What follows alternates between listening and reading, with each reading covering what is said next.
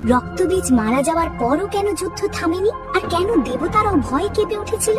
যে সময় রক্তবীজ তো মারা গেল, যেই মুহূর্তে রক্তবীজের শেষ রক্তবিন্দু কালীর মুখে প্রবেশ করলো, মায়ের রূপ শান্ত হওয়ার বদলে আরো উগ্র হতে শুরু করলো এক নতুন প্রলয়। মা কালীর চোখে তখন কেবল ধ্বংসের নেশা।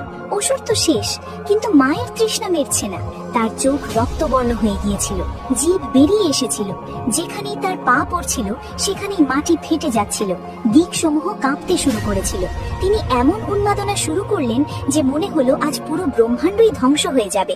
দেবতারা ভয়ে ব্রহ্মার কাছে ছুটলেন, বিষ্ণুর কাছে গেলেন।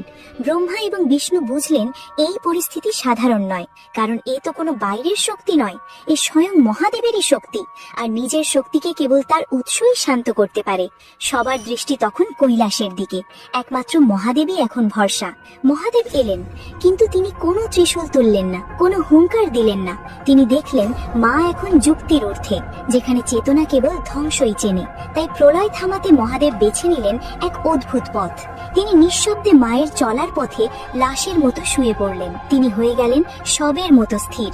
হঠাৎ মায়ের পা নরম কিছুর উপর পড়ল। নিচের দিকে তাকাতেই মা স্তব্ধ হয়ে গেলেন। এ কি, এ যে স্বয়ং তার স্বামী! লজ্জায় আর অনুশোচনায় মায়ের জিভ বেরিয়ে এলো। মুহূর্তের মধ্যে সেই ভয়ানক তাণ্ডব থেমে গেল। সেদিন অস্ত্র নয়, মহাদেবের প্রেম আর ধৈর্যই শান্ত করেছিল মহাকালীর প্রলয়। এরই নাম শিব ও শক্তির মিলন। যদি সত্যিই মহাদেবের উপর বিশ্বাস থাকে, তাহলে ভিডিওটি লাইক ও চ্যানেলটি সাবস্ক্রাইব করুন, আর কমেন্টে লিখুন হর হর মহাদেব।